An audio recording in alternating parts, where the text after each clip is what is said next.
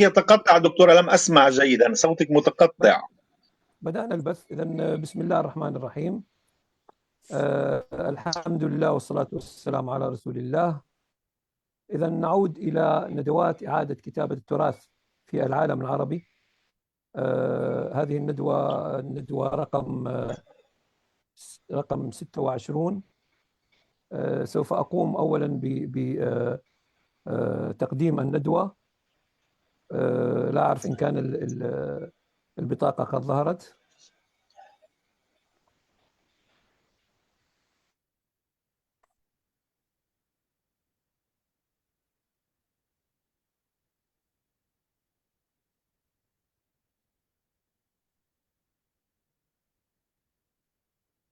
ظهرت بطاقة الندوة؟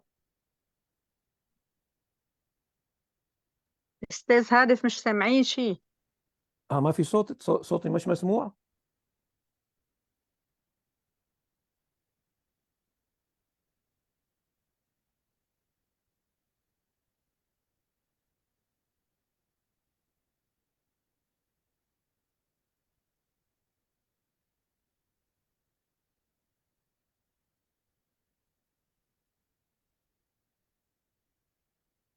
ابونا صوتي حنا مش مسموع. سامعين شيء.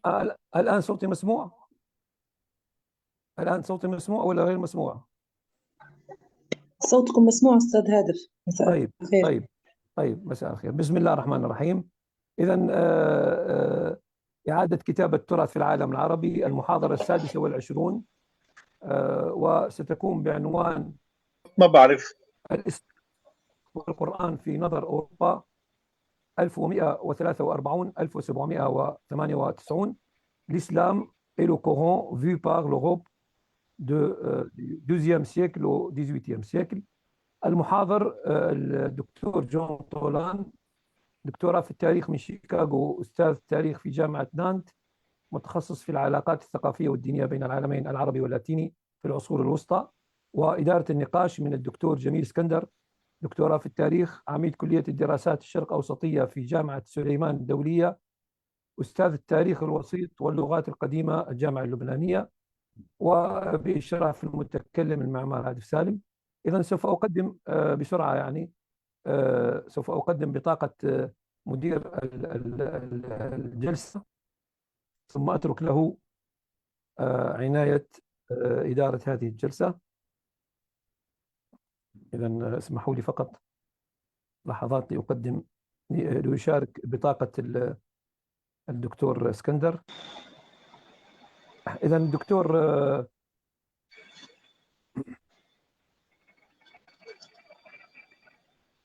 الدكتور جميل اسكندر، عميد كلية الدراسات الشرق أوسطية في جامعة سليمان الدولية، أستاذ التاريخ الوسيط واللغات القديمة السريانية واليونانية والعربية الجنوبية والنبطية في الجامعة اللبنانية.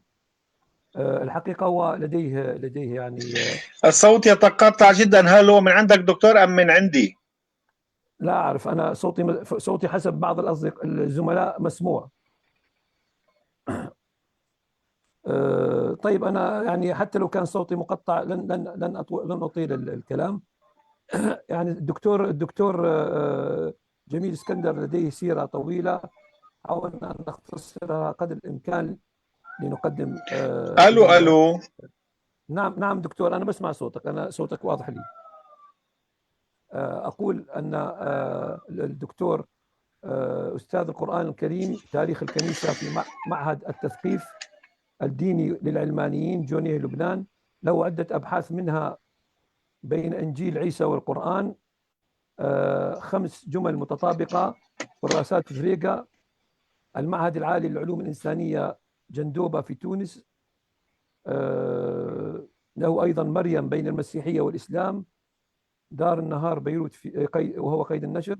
شارك في عدة مؤتمرات: مريم، جسر، عبور وتواصل بين المسيحية والإسلام، مؤتمر الدين والسلام الحضارة في جاكرتا إندونيسيا، الهجرة بين المسيحية والإسلام، ومن خلال كتاب المقدس القرآن الكريم، مؤتمر الهجرة والمكان، إشكاليات وتحديات الجامعة اللبنانية. إذن سوف أعطي الكلمة للدكتور جميل اسكندر ليقدم المحاضر، وقبل ذلك أنا يعني آسف أرحب بالحاضرين وأرحب بالمتابعين، أرحب بالدكتور طولان على تشريفنا. Donc, je remercie Dr. Tolan de nous avoir honoré et accepté notre invitation à participer dans notre série ou cycle de conférences sur la réécriture de l'histoire ou du patrimoine dans le monde arabe. Je laisse la parole au docteur Jamil pour qu'il gère ou modère cette conférence. تفضل دكتور جميل، لك الكلمة. هل تسمعني دكتور؟ Je pense qu'il a un problème, docteur Jamil. Tout à l'heure, il nous entendait. لا، أنا أسمعك. تفضل لك الكلمة لتقدم الدكتور طولان. هل تسمعني أم لا؟ نعم أنا بسمعك. لك إدارة الجلسة. تفضل. أوكي. السلام عليكم جميعا. je vous présente دكتور طولان. Donc إذن الدكتور طولان هو بروفيسور هو متخصص في الدراسات العربية واللاتينية مقارنة، وكتب كتب عديدة، وهو أصلا حصل على الدكتوراه من جامعة شيكاغو، وقام في التدريس أيضا في جامعات أمريكا وأوروبا وأفريقيا والشرق الأوسط، وهو حاليا أستاذ التاريخ في جامعة نانت.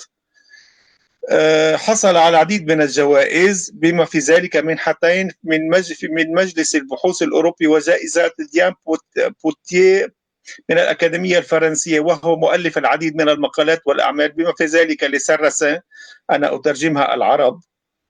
إذن أوروبا اللاتينية والعالم العربي في العصور الوسطى، إذن أيضا التاريخ الجديد للإسلام ويهود إنجلترا، وهو أحد المديرين الأربعة لبرنامج مجلس البحوث الأوروبي القرآن الأوروبي. هذا موضوع جلستنا في هذه الساعة. إذن الكتاب الذي سيتكلم عنه أو الدراسات هو محمد الأوروبي أو القرآن الأوروبي. لك الكلام دكتور. Donc la parole est à vous, monsieur Tolan.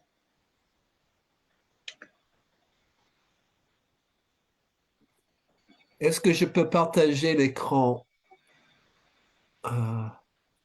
يلا هادف. Voilà. Voilà, et je vais essayer de... Voilà.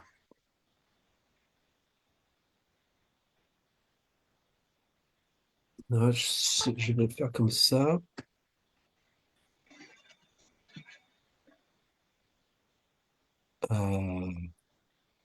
Voilà. Donc, aujourd'hui, je remercie, salam alaikum, et bonne soirée à toutes et à tous. Excusez-moi de ne pas vous parler en arabe parce que mon arabe est malheureusement pas assez bon pour le faire.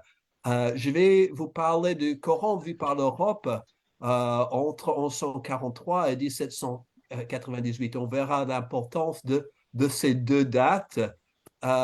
Et tout cela fait suite à un travail que j'avais fait, comme le professeur Iskander vient de nous dire. J'ai écrit ce livre, Mahomet l'Européen, Histoire des représentations de prophètes en Orient, qui a été publié en français, en anglais et en espagnol. Et le titre un peu provocateur pour faire penser. Effectivement, j'ai utilisé le nom Mahomet et dans ce livre, je parle de Mahomet pour parler de l'image que faisait l'Europe du prophète Mohammed. Et donc, j'utilise dans ce livre les deux noms Mohammed pour parler du personnage historique du prophète et Mahomet pour parler des images qu'on trouve de lui en Europe, à la fois des images polémiques. Et évidemment, au point de vue chrétien, certains Européens vont essayer de dénigrer le prophète et présenter comme un faux prophète, mais d'autres, au contraire, surtout à partir du XVIIIe siècle, vont l'apprécier, le présenter comme un grand réformateur, comme quelqu'un qui a amené une bonne partie du monde au monothéisme. Donc, ces images de Mahomet, ces images du prophète Mohammed changent et sont très variées dans l'histoire européenne. Et donc, moi, ma spécialité, c'est vraiment les relations entre le monde européen, latin au Moyen-Âge et le monde musulman. Et donc, je suis médiéviste, mais je m'intéresse aussi aux périodes plus récentes.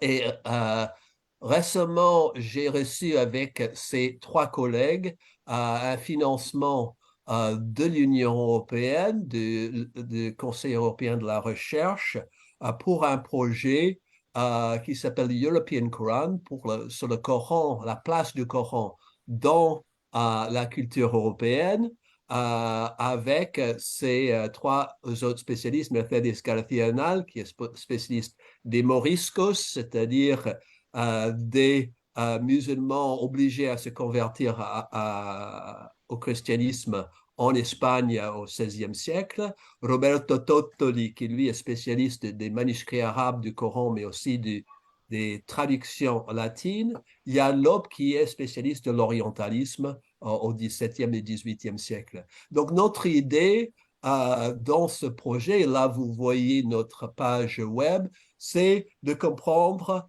l'histoire du Coran dans la culture européenne, c'est-à-dire comment les Européens non musulmans ont compris le Coran, comment notamment ils ont traduit le Coran, qu'ils ont commenté et parfois utilisé le texte sacré musulman pour des choses qui peuvent être assez surprenantes. On verra quelques exemples. Donc, nous avons ce projet de recherche, nous avons déjà, donc on a un programme de publication avec De Gruyter à Berlin et on a déjà publié, la plupart de nos publications sont en anglais.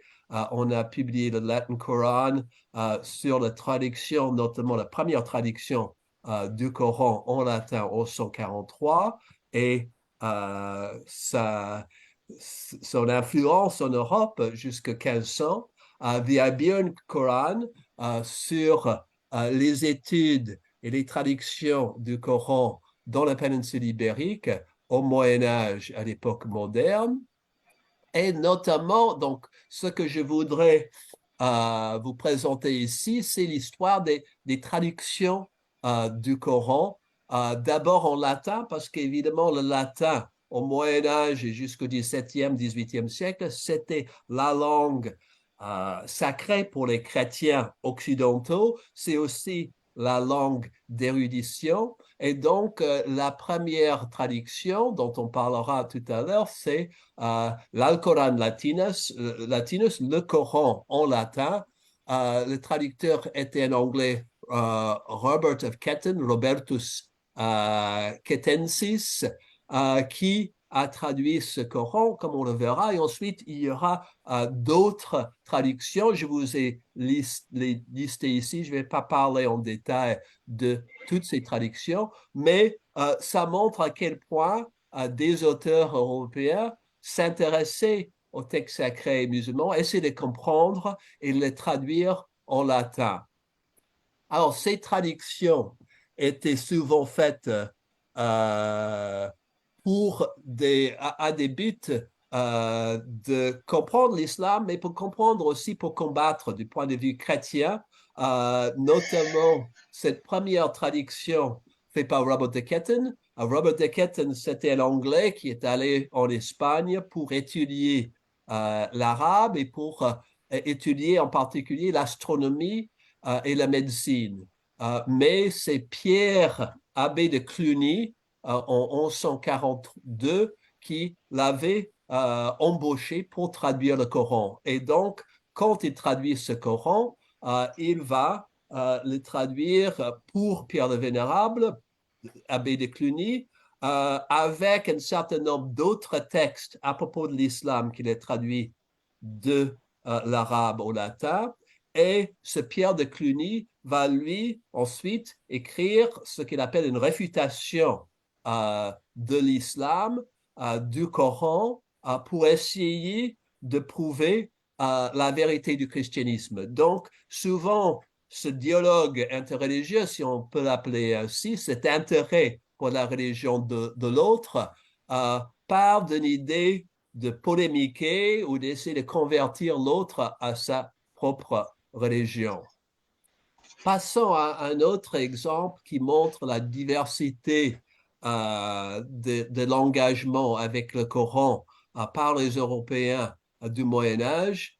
Ricoldo de Montecroce était un dominicain, un frère dominicain italien qui est allé à Bagdad à la fin du XIIIe siècle. Et il allait à Bagdad parce qu'il pensait, un peu naïvement, qu'il pouvait apprendre l'arabe, étudier le Coran et ensuite convaincre les musulmans à se convertir au christianisme. Alors, il est allé à Bagdad, il a acheté ce Coran qu'on voit ici et on voit qu'il a couvert de notes en latin qu'on a dans les marges. Ces notes ce sont des bouts de traduction, c'est des commentaires. Et Ricoldo est un personnage intéressant parce que il écrit son périple, il décrit son séjour à Bagdad et il dit qu'il était très bien reçu par les érudits musulmans, que chaque fois qu'il disait qu'il était chrétien, ils ont fait des louanges de Jésus et de sa mère Marie, qu'ils ont très bien accueilli, qu'il a bien appris l'arabe auprès d'eux, qu'il a discuté avec eux de la religion, mais évidemment, il n'a pas réussi à les convaincre à se convertir comme il souhaitait. Donc, il décrit sa frustration, notamment il est à Bagdad en 1291, quand les Mamelouks avaient pris Akko, Saint-Jean d'Acre, qui était la dernière ville tenue par les croisés européens au Proche-Orient. Et il voit les prisonniers chrétiens passer par Bagdad, certains d'entre eux qui vont être vendus comme esclaves. Et il est très bouleversé par cela. Il demande pourquoi Dieu permet les Sarrasins, comme il dit, les musulmans, avoir des victoires sur les chrétiens.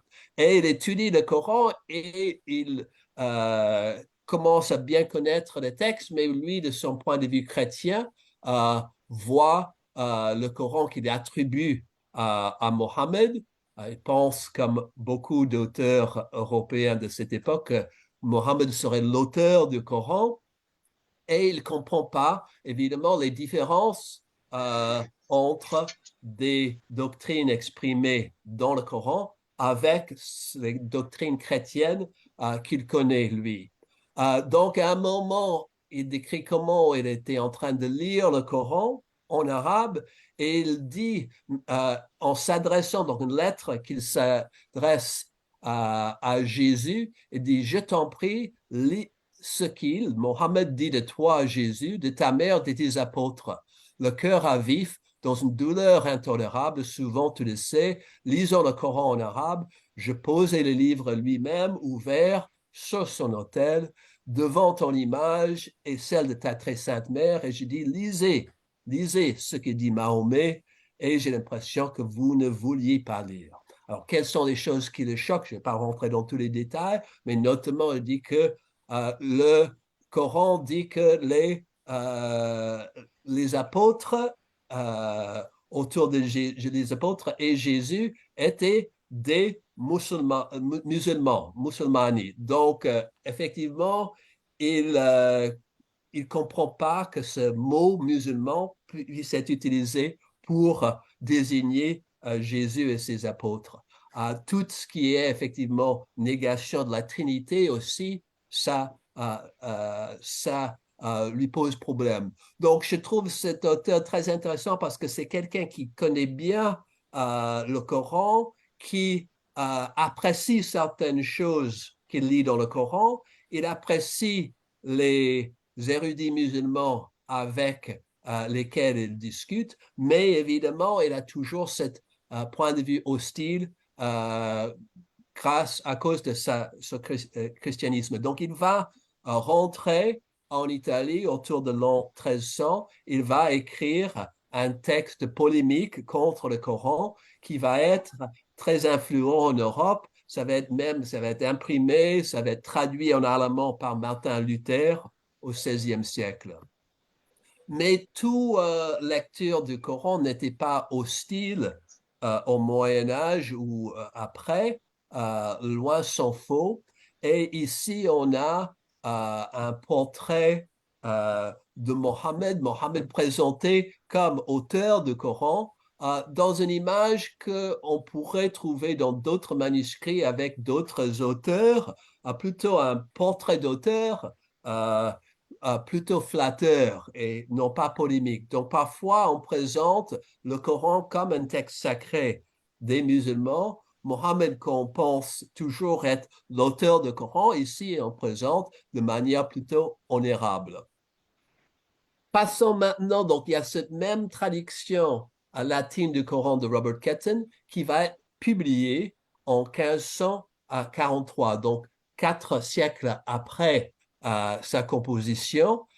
Il va être publié à Bâle, en Suisse, avec donc une préface de Martin Luther, parce que Martin Luther estimait que c'était important de publier le Coran pour pouvoir connaître l'islam et pour pouvoir, disait-il, combattre le turc. Mais en fait, Luther et d'autres auteurs protestants, y compris l'éditeur ici, Theodor Bibliander, vont lire le Coran pour trouver des arguments contre les catholiques. Et finalement, ces auteurs protestants vont trouver qu'il y a des similarités entre l'islam et le christianisme protestant, notamment le refus d'idolâtrie, le refus d'utilisation des images, etc. Donc, ce qui m'intéresse ici, c'est comment le Coran, qui est toujours vu d'un point de vue chrétien, donc toujours vu du point de vue d'un œil plutôt négatif, mais maintenant, avec les divisions au sein du christianisme entre catholiques et protestants, finalement, certains protestants vont dire que le Coran est finalement donne des arguments contre les catholiques, comme disait Luther, le diable du pape est plus grand que le diable du turc. En d'autres termes, les musulmans auraient tort pour lui, mais les catholiques sont bien pires. Et évidemment, on a les auteurs catholiques qui vont rétorquer. Docteur, pardon, Oui. est-ce que c'est possible de laisser docteur Skandar traduire une partie pour que le... Oui, bien sûr, excusez-moi. Oui, je ne sais pas si nous suit, docteur Merci, Skandar. docteur Toulon. J'essaierai de traduire ce que vous avez dit. إذا يتكلم هو عن كتاب محمد الأوروبي. هو مشروع رباعي أو عنده 4 مدراء. يعني هو القرآن الأوروبي، كيف الأوروبيين تلقوا القرآن، وتكلم عن ترجمة قام بها كوتن الإنجليزي في القرن الثاني عشر 1142 1143، وهذه الترجمة نشرت في القرن السادس عشر، تأخرت 400 عام لكي تنشر. وتكلم أيضا عن محاولة مهمة أيضا قام بها أحد الآباء الدومينيكان في بغداد، واشترى المخطوط ووضع حواشي، وهو تكلم مع المثقفين العرب في بغداد العراقيين، وكون فكرة جيدة أيضا من ثقافتهم. ولما ذهب لكنه يبدو أن الأب الدومينيكاني هو كان فهم جيدا العقلية العربية أو العقلية الإسلامية أو العقلية القرآنية، لكن هو كان عنده بعض التشويه أو بعض الاحترام للقرآن، لكن أيضا عنده بعض أكيد الأمور العدائية، أمر طبيعي الجدل بين الإسلام والمسيحية. وأيضا تكلم عن حرب الأيقونات التي دامت في بيزنطيا 120 عاما وعادت واشتعلت مع لوتر. أيضا أن عفوا لوتر يعني البروتستانت يعتقد أن هناك قرابة بين الإسلام من هذه الناحية أو بين القرآن وبين لوتر. ولوتر أيضا كمان هو نشر القرآن مع مقدمة من أجل أن يهاجم الأتراك، يعني أيضا لأنه يعتبرون أن القرآن هو كتاب الأتراك. إذا الأوروبيين لم يكن لهم علاقة مباشرة مع العرب لكن مع الأتراك المسلمين. هذا بشكل مختصر. وهناك 7 ترجمات تكلم عنها، 7 ترجمات ترجمت عادة بالبداية في اللاتينية، إذا من القرن الثاني عشر إلى القرن السابع عشر آخر ترجمة، إلى القرن السابع عشر. إذا الأوروبيين تعرفوا على القرآن وترجموه قبل أن يترجموا أتاتورك في القرن العشرين، في بداية القرن العشرين، الحرب العالمية الأولى. إذا هذا باختصار. بالنسبة أريد أن أعلق مثلا المترجم الأول في إسباني أو الإنجليزي يقول أن إذا هنا في طبيعة متناقضة للترجمة، إذا معادية في النية، يريد قراءة القرآن من أجل دحضها. أوكي. ومع ذلك يترجم أيضا أن القرآن يتمتع بمكانة معينة ومهمة، وبعض التعليقات هي كانت إيجابية. إذا والترجمة، إذا تكلمنا عن الترجمة العراقية، هذا بشكل مختصر يعني ما قاله. إذا من اهتم بالترجمة أكثر شيء هم أول بداية الطبع هو لوتر، من أجل دحض الفكر التركي، لأنه كان يعني حتى كان البروتستانت يقولون أن المسلمين هم أفضل من الكاثوليك. شكرا. ميرسي مسيو تولون.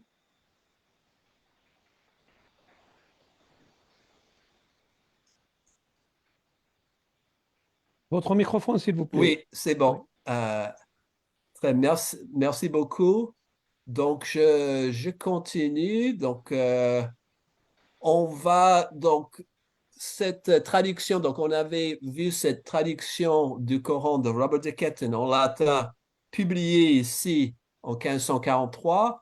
Et cette publication va avoir un grand succès. Beaucoup d'intellectuels européens à partir du XVIe siècle vont connaître le texte du Coran dans cette traduction. Et ensuite, ils vont parfois lire de manière donc utilisée. J'ai déjà montré comment les catholiques utilisaient contre les protestants et vice-versa. Il y a même un auteur, Michael Servetus, qui est un intellectuel aragonais qui avait écrit des tracts contre la Trinité. Donc la Trinité, que pour la plupart des chrétiens est évidemment doctrine centrale, mais Michael Servetus, ou Michel Servet, lisait le Coran dans cette traduction latine et il utilisait donc des arguments du Coran contre la Trinité pour essayer d'attaquer cette doctrine. Et il était excommunié par l'Église catholique. Ensuite, il était à Genève. À Genève, c'était pendant la vie de Jean Calvin. Jean Calvin, qui est évidemment le grand réformateur protestant, et les Genevois ont condamné Michel Servet au bûcher avec ses livres pour avoir attaqué la doctrine de la Trinité. Donc, on voit comment des auteurs chrétiens vont se poser des questions sur les doctrines centrales du christianisme inspirées par la lecture du Coran. Cette même traduction latine était traduite à son tour en italien en 1547 par Giovanni Battista Castrodardo. Je ne sais pas si vous voulez traduire au fur et à mesure. Oui, c'est préférable de traduire au fur et à mesure. Oui, c'est Ouais. vrai. Donc, il y a quelque chose qui m'a échappé. Donc, بالنسبة للبروتستانت أيضا، إذا منذ القرن السادس عشر درس بعض المؤلفين بروتستانت القرآن من أجل إيجاد حجج ضد الكاثوليكية أيضا كما ذكرنا، ويعتبرون أيضا أن القرآن هو إنجيل الأتراك. إذا هم كانوا على احتكاك مباشر بالأتراك، وكانت الحرب على أوجها بين الأتراك والأوروبيين. إذا بالنسبة لسيرفيتوس هذا شخص مميز أنا بالنسبة لي، لأنه من خلال قراءته للقرآن نقد الثالوث وشدد على الوحدانية، يعني بالاتجاه اللي كان في بعض الفرق المسيحية كأريوس مثلا أيضا نفس الشيء، وأحرقوه حيا. إذا سيرفيتوس هو من الأشخاص الذين قرأوا القرآن بإيجابية، أوروبي وقرأ القرآن بإيجابية. Bon, on peut continuer. Bien, donc il y avait cette traduction italienne du Coran fait depuis le latin en italien, qui était ensuite, pour la première fois, le Coran a été disponible dans une langue vernaculaire européenne, et on sait que cette traduction était très lue par de nombreux intellectuels européens, y compris en France par Montesquieu. On sait aussi que l'Église catholique a condamné cette traduction, l'a interdit. C'était dans la liste des livres interdits. Et un des lecteurs de ce Coran était un certain Menocchio, un meunier italien qui avait lu le Coran en italien et qui avait ensuite été condamné par l'Inquisition parce qu'il avait des doctrines considérées hérétiques. Et par exemple, un jour, l'inquisiteur lui demande, donc il demandait ce qu'il lisait, il dit, j'ai lu le Coran en italien. Et il dit, j'ai trouvé ça très intéressant. Il dit, notamment, il y a le fameux passage quand Ibrahim détruit les idoles de son père, et ce meunier Menocchio dit, nous, dans nos églises, on devrait faire pareil, on devrait détruire tous les statues des saints.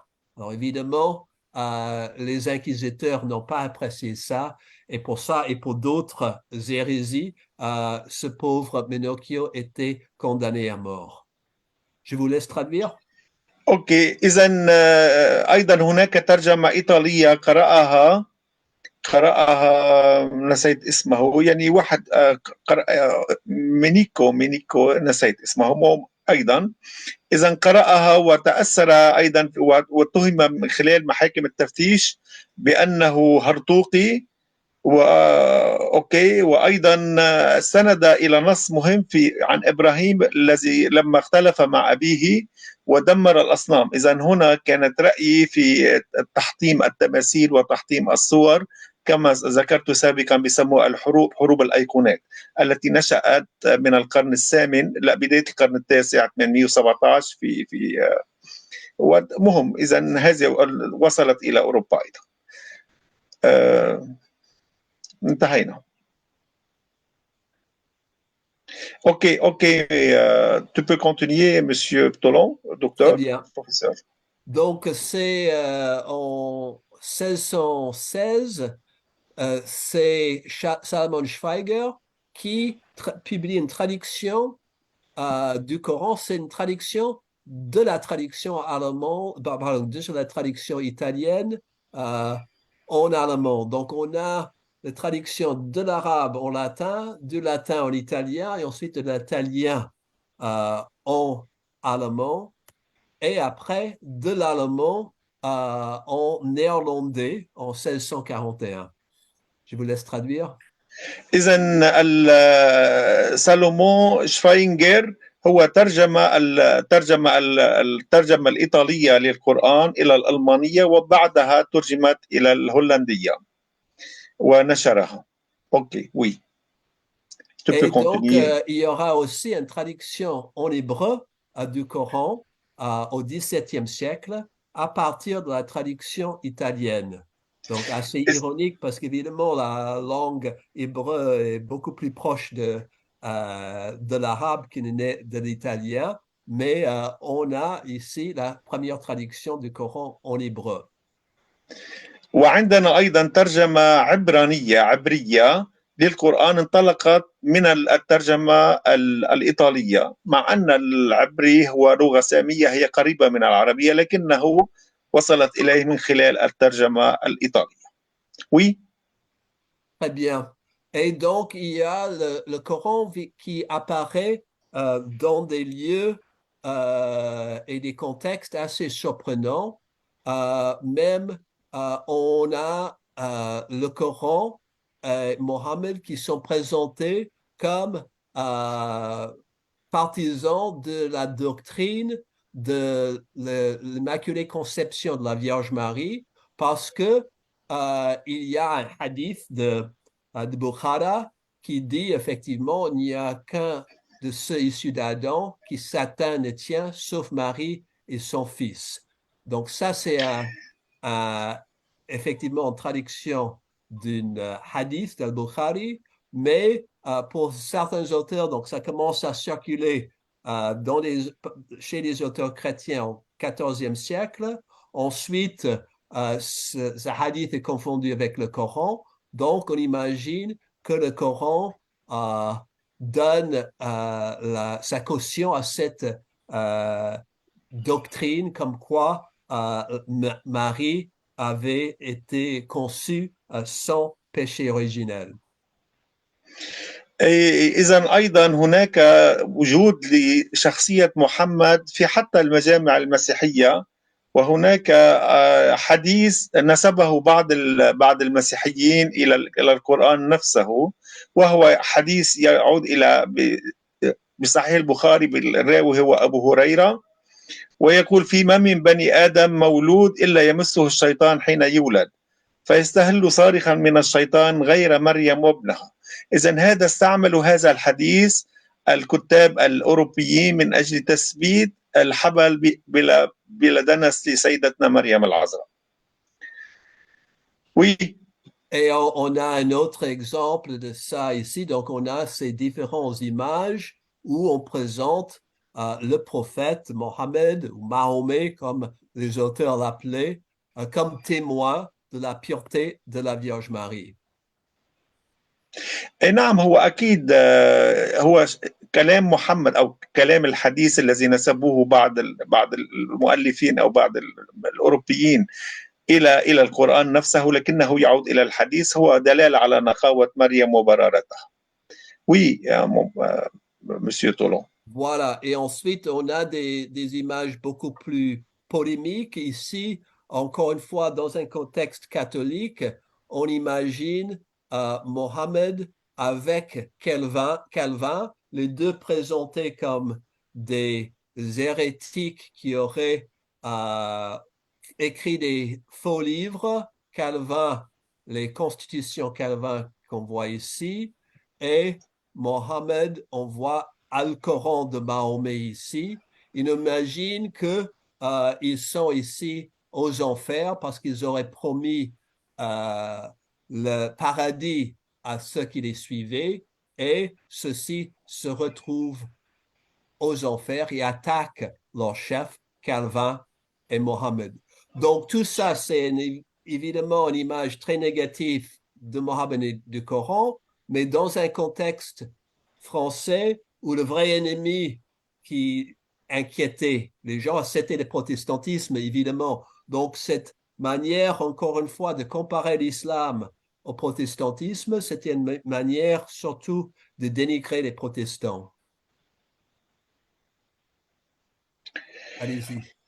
وي يعني يكمل الحديث نفسه انه محمد وهو وضعوه مع كيلفن هو مؤسس ايضا شق من البروتستانتيه، هو يضعون موجود في جهنم بالرغم من انه عنده بعض شهادات بطهاره مريم.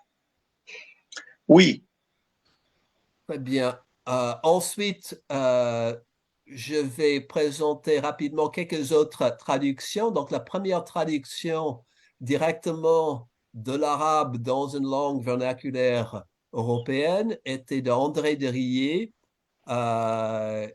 Donc, c'est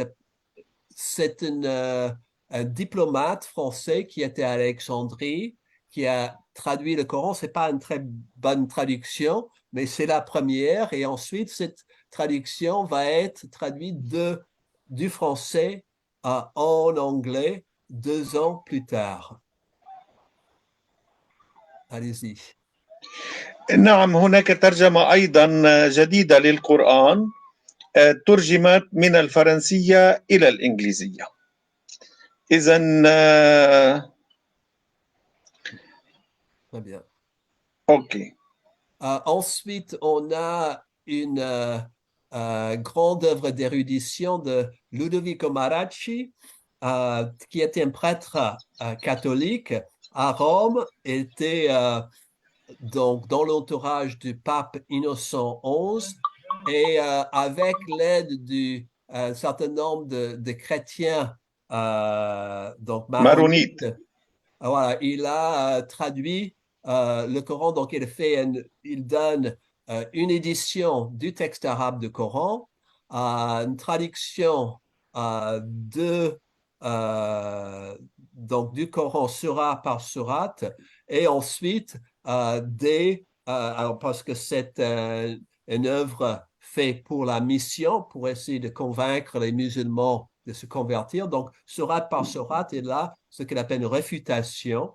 Il donne des arguments contre le Coran. Allez-y. إذا أيضا لودوفيكو ماراتشي هو كاثوليكي تعلم اللغة العربية من الموارنة، لأن الموارنة رحلوا من لبنان إلى روما، وقام بترجمة القرآن أيضا بهدف تحويل المسلمين إلى المسيحية، بهدف التبشير. نعم. Bien, ensuite, on passe à une autre traduction très différente. C'est George Sale qui traduit directement de l'arabe en anglais le Coran, et il donne une preliminary discourse, une introduction, un discours préliminaire de 200 pages dans lequel il présente le contexte historique, la vie de Mohammed, les débuts de l'islam. Et c'est très important cette traduction parce que c'est le premier traducteur qui ne dit pas, dans tous les autres traducteurs écrivaient d'un point de vue chrétien, il dénonçait le prophète et le Coran comme faux, mais George Sale ne fait pas ça. Au contraire, il présente Mohammed comme un grand réformateur. Il essaie d'être objectif, et sa traduction va avoir un impact très important sur des intellectuels du XVIIIe siècle, y compris sur Voltaire, qui était en Angleterre et qui a découvert cette traduction. Je ne vais pas vous lire, mais j'ai mis 2 lettres dans lesquelles il exprime son admiration pour ce texte. Donc, c'est très important dans le changement du point de vue des Européens, au moins de certains Européens, sur l'islam, où c'est beaucoup plus objectif, c'est moins d'un point de vue chrétien, et c'est une image très positive. Donc, est-ce que nous avons perdu notre traducteur? Toujours là?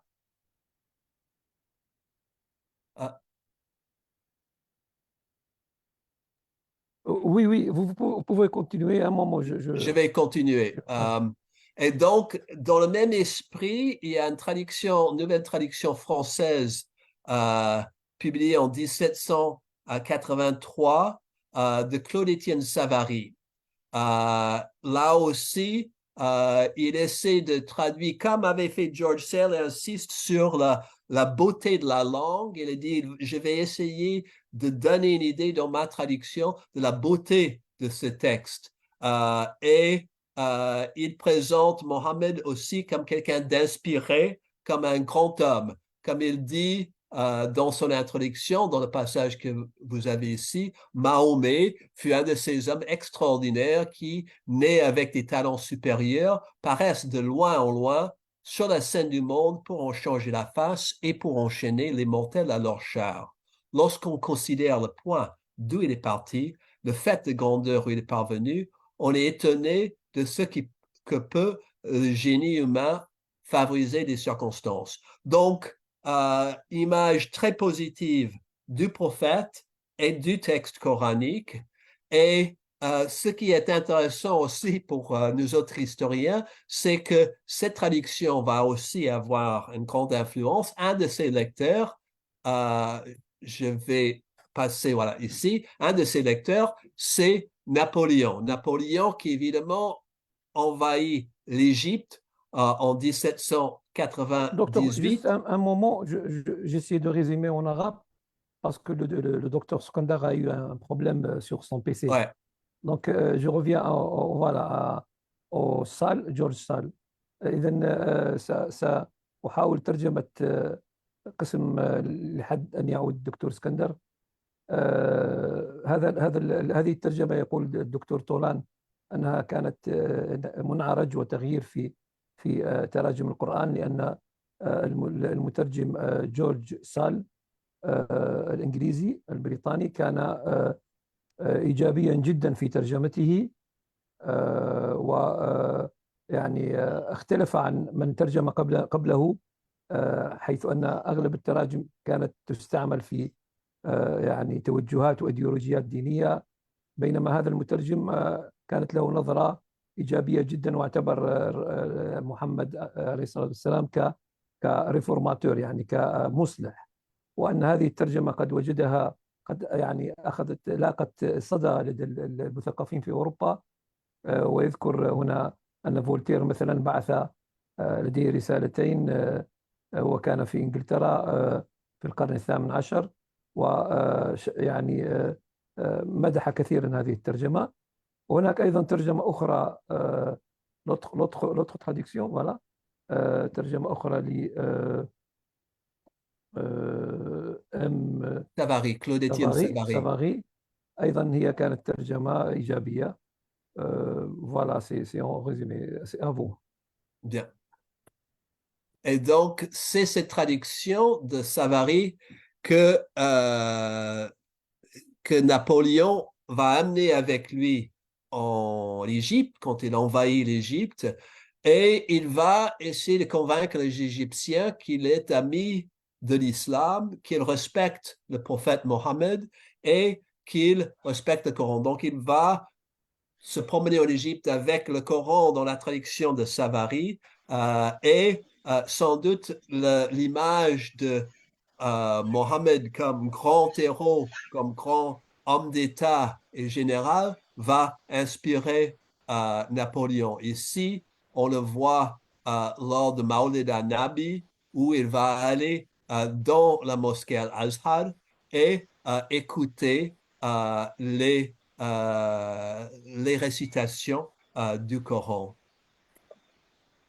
Et il essaie de convaincre les Égyptiens qu'il était en faveur de l'islam, même au point de dire, comme on le voit dans cette lettre au cheikh al-Messiri, qui était président du divan d'Alexandrie, il dit « J'espère que le moment ne tardera pas où je pourrai établir un régime uniforme fondé sur les principes de l'Alcoran, qui sont les seuls vrais et qui peuvent seuls faire le bonheur des hommes. » Donc, voilà, je vous laisse traduire. Je ne sais pas si vous دونك avez... أستاذ اسكندر، الدكتور اسكندر رجع، هل تقوم بترجمة هذه القسم ولا دكتور عم سمعنا؟ دكتور اسكندر، لا أعرف إذا كان عنده مشكل في الصوت. Je continue. Je pense qu'il a un problème. Bon, moi, j'essaie de résumer sur ce point. Okay. إذا يقول الدكتور طولان أن ترجمة سافاري قد استخدمها نابليون في فهمه واستخدامه لهذه الترجمة عندما يعني غزا مصر. هذا باختصار. ويذكر أن هناك الشيخ المسيري قد يعني رئيس ديوان الإسكندرية في آخر القرن الثامن عشر قد تماهى مع رؤية واحد بين على ما فهمت. Normalement, c'est le Messiri qui a une vision qui va avec la vision de Napoléon, c'est ça? Oui, oui, tout à Oui, fait. très bien. إذن يعني تمام مع رؤية نابليون في إقامة نظام مبني على القرآن، لأن نابليون اعتمد على القرآن في إشاعة طريقة حكمه. Oui, à vous, docteur. Oui, et donc, une fois, après avoir écrasé dans le sang une révolte au Caire, il avait même déclaré ceci: aucun pouvoir humain ne peut rien contre moi. Mon arrivée de l'Occident sur les bords de Nil a été prédite dans plus d'un passage du Coran. Un jour, tout le monde en sera convaincu. Très bien. دكتور اسكندر، هل تسمعني ولا je ne sais pas s'il a un problème de son, Non, il peut-être pas. n'arrive pas à écouter. إذا حتى أن نابليون قد ادعى أنه لا يوجد أحد يستطيع أن يصده، لأن هناك حتى في القرآن أكثر من ذكر له، ويعني حسب اعتقاده، وأنه العالم يعني يعي ذلك لاحقا. Oui, docteur. Et voilà, Napoléon a même dit à une dame de sa cour, j'ai créé une religion, je me voyais sur le chemin de l'Asie parti sur un éléphant, le turban sur ma tête et dans ma main un nouvel Alcoran que j'aurais composé à mon gré. D'accord. إذا نابليون يكتب للمدام ريموسات أنني اخترعت أو أنتجت دينا، وأنني أرى نفسي على طريق آسيا، على يعني ممتطيا فيل، ويصف نفسه يعني لباسه والقرآن، وأنه يحمل قرآنا قد صاغه على حسب فهمه. Ouais. D'accord. Et donc, dernière image de Napoléon, on voit ce caricature. Évidemment, les Britanniques étaient très hostiles à Napoléon. Et on voit cette caricature d'un caricaturiste anglais de cette époque où on imagine Napoléon se convertissant à l'islam et on voit qu'un cheikh lui pose un turban sur la tête et donc d'autres cheikhs autour, les soldats français et ici quelqu'un lisant le Coran. Donc c'est marqué Al-Coran. D'accord. Donc إذا هذا كاريكاتير إنجليزي، لأن الإنجليز كانوا يعني ضد نابليون، ويعني هو نوعا ما ساخر عن كيفية انتقال نابليون إلى اعتناق الإسلام. D'accord. Voilà, et donc pour conclure, donc je vous remercie. Donc voilà juste quelques exemples de ce qu'on appelle bon, la place du Coran dans la culture européenne, l'objet de nos études. Et ces études vont continuer et nous avons toute une équipe de doctorants, de post-doctorants qui travaillent avec nous et nous espérons trouver d'autres exemples. Tout ça, évidemment, à un moment où la situation politique est difficile et notamment en Europe, la place de l'islam dans la culture et dans la société européenne. Je pense que telle projets historiques qui peuvent mettre ces sujets en contexte et qui peuvent montrer la profondeur et la richesse des liens entre islam et Europe, que tout cela, il faut développer. Merci. merci دكتور. إذا الدكتور يقول أنه يعني يختم بأن هناك لا زال هناك عمل يشارك فيه باحثون ودارسون في الدكتوراه حول تلك العلاقات في العصر الوسيط بين أوروبا أو الغرب الأوروبي والمشرق والإسلام، وأن هذه العلاقات جديرة بالدراسة، وهناك الكثير مما يمكن أن يعني يستمر فيه البحث. Je vous remercie, docteur, pour cette présentation. Je ne sais pas si toujours docteur اسكندر nous entend, il n'arrive pas à nous entendre. دكتور اسكندر، هل تسمعني ولا في عندك مشكل؟ أعتقد أنه إذا لم لا تستطيع أن تسمع يمكن أن تخرج وتعود الدخول من جديد. طيب، لا أعرف، أنا سوف on va essayer de continuer parce que je pense qu'il n'arrive pas à nous entendre. Non. Il y a peut-être un problème de net, je pense, ou bien un problème de micro. Donc, إذن سوف نمر إلى الأسئلة. On va passer à la discussion avec les collègues présents ici sur Zoom. Ouais. في دكتورة جولييت راسي. تفضلي دكتورة. مساء الخير. Bonsoir, monsieur Toulon. Bonsoir. Merci beaucoup de votre intervention très intéressante. Et j'aimerais attirer votre attention sur deux points. Le premier point, c'est que le protestant, vous avez dit que le protestant calviniste de Calvin utilisait le Coran pour combattre les catholiques. Après, je lis la question en arabe. Ils ont fait de même avec les chrétiens orientaux, parce que moi, j'ai travaillé sur ce sujet. Ils ont prétendu que les chrétiens orientaux, orthodoxes, Roms orthodoxes, maronites, syriaques, arméniens, ont la même doctrine comme eux. Mhm. C'est pour cela le roi de France envoyait des messages aux églises, bien sûr, orientales, demander au patriarche d'écrire des lettres montrant leur doctrine, qui est la doctrine, bien sûr, catholique, mais on l'appelle orthodoxe, de nature, et de volonté, etc., comme tout le monde le sait pour le catholicisme.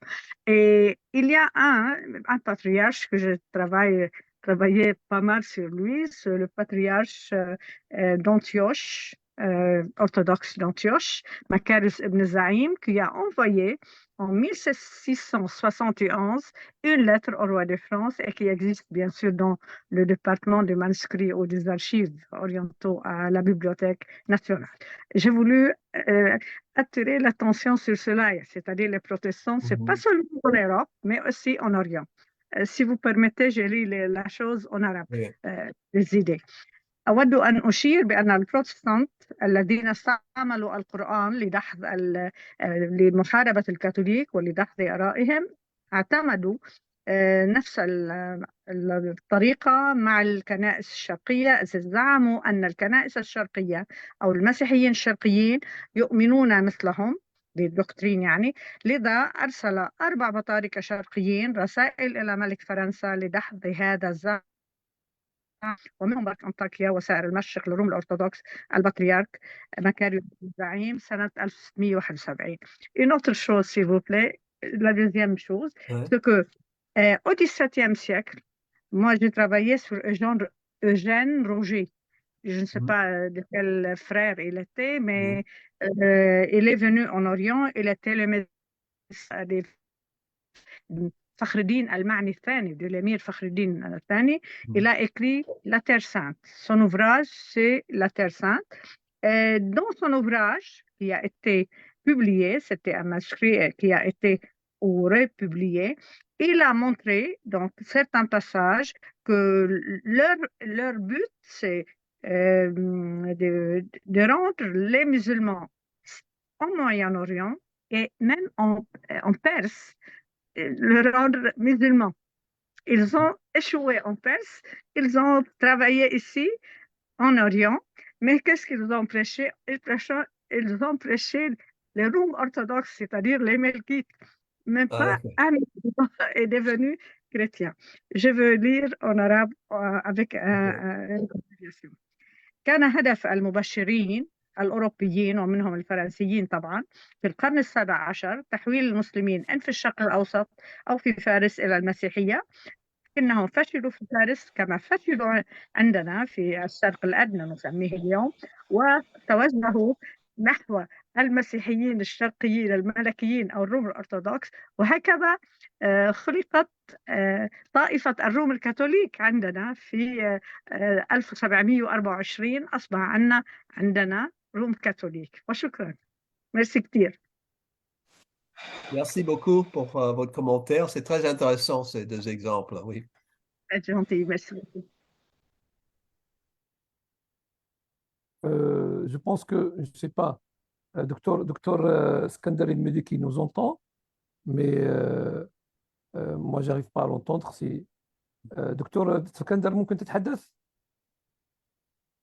Non, elle a l'air لتتابع. d'être figée. Son image Oui, est figée. الإيماج فيجي oui. هل تسمعنا دكتور اسكندر؟ هل يمكنك الكلام؟ بون طيب السؤال كان مطروح بالعربي وبالفرنسية. Vous répondez s'il vous plaît parce que la question a été traduite déjà par docteur Al-Rassi. Allez-y.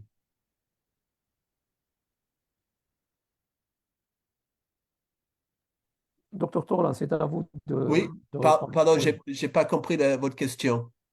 Je disais que le docteur Juliette a posé la question et en Oui, français oui, ou en mais arabe. pour moi, Elle c'était a pas une traduit. question, c'est plutôt une Ah, information, parce que moi, je suis pas commentaire. du tout Ah, spécialiste des chrétiens d'accord. d'Orient. J'ai trouvé, comme j'ai déjà dit, j'ai trouvé ces deux exemples très intéressants. Ouais. d'accord, très bien. إذن الدكتور يقول أن الدكتورة لم تسأل ولكنها علقت، يعني أعطت تعليق، وأنه وجد تعليقاتها مهمة.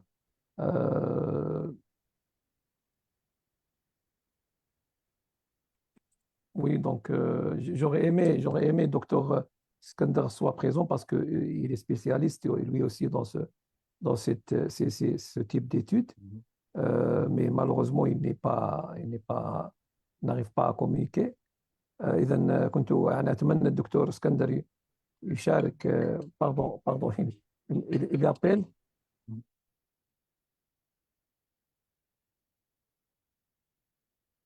Bien, sinon, je vais devoir bientôt vous quitter.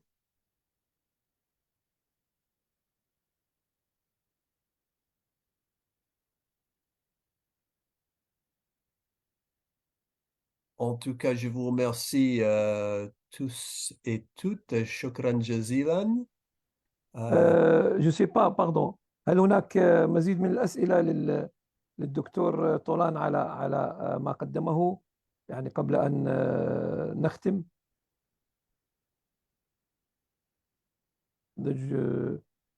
لا أعتقد. Bon, je ne pense pas qu'il y a des questions. Malheureusement, la circonstance qu'on vit en ce moment, les gens Oui, sont un peu c'est des frustrés moments par très les difficiles. événements.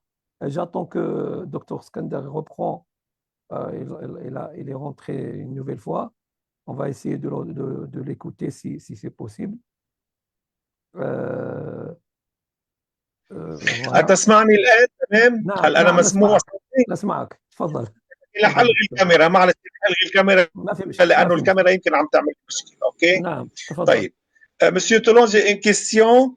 Oui. On a trouvé ici au Liban, à Canoubine, un père italien, un père carmélite italien qui s'appelle Celestino di Santa Ludivina.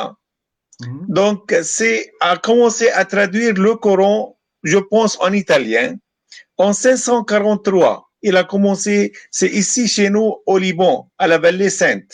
Donc, vous connaissez quelque chose de cette traduction?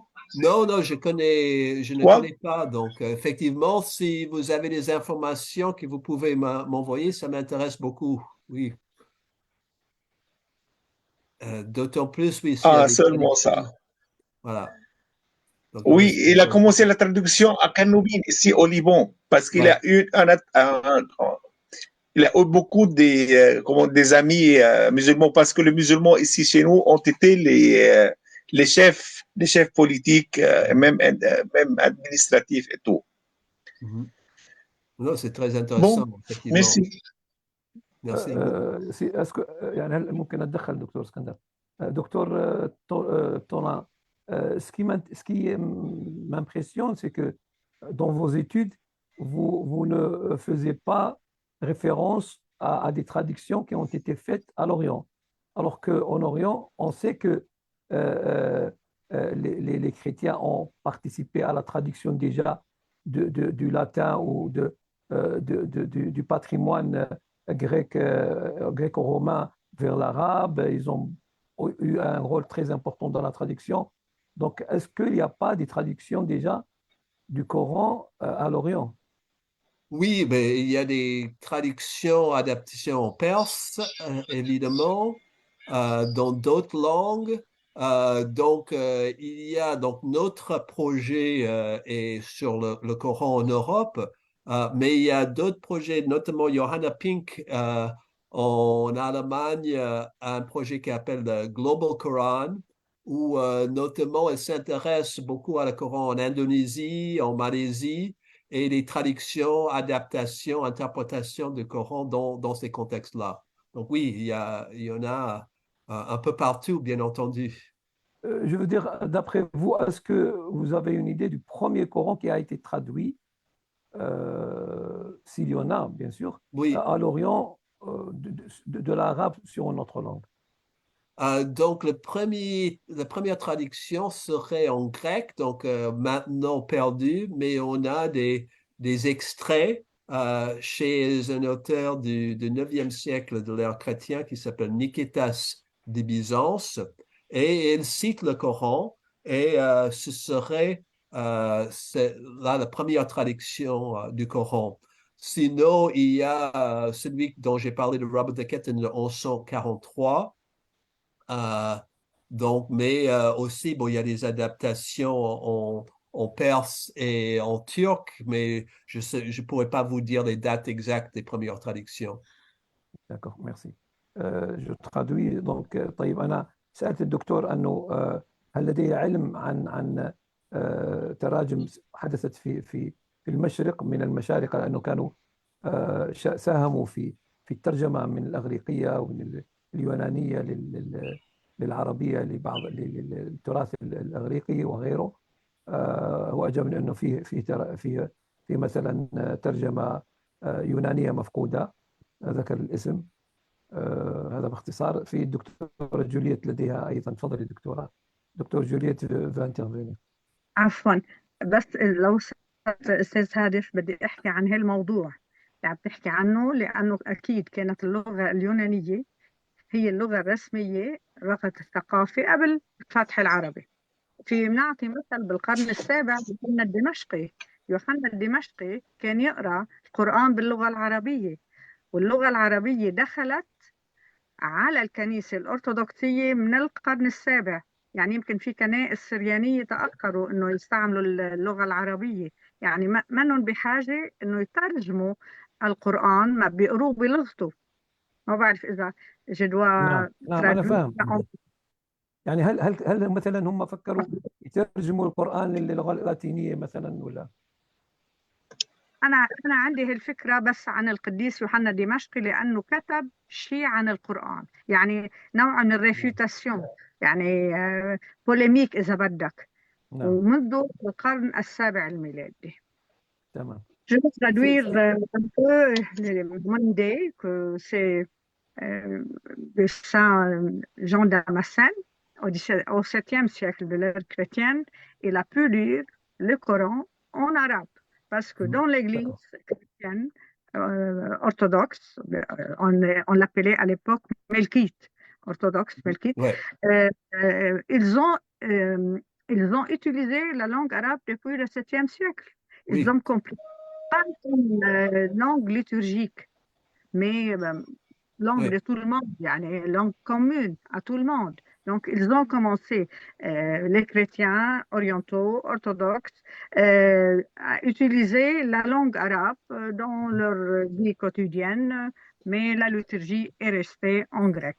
Et après, c'est devenu Oui. en grec et arabe. Oui. Merci. Très bien, merci. شكرا شكرا دكتورة. دكتور اسكندر، هل لديك كلمة للختام؟ أن يعني الدكتور مصطفى. أنا أشكر جدا دكتور Tolon. Je vous remercie beaucoup, docteur Tolon, pour cette excellente conférence. Merci أنا à أشكر vous. جدا الدكتور لهذه الأبحاث، وأريد أن أثني على الأبحاث الأوروبيين. فعلا الأوروبيين يعلمون جدا العلم.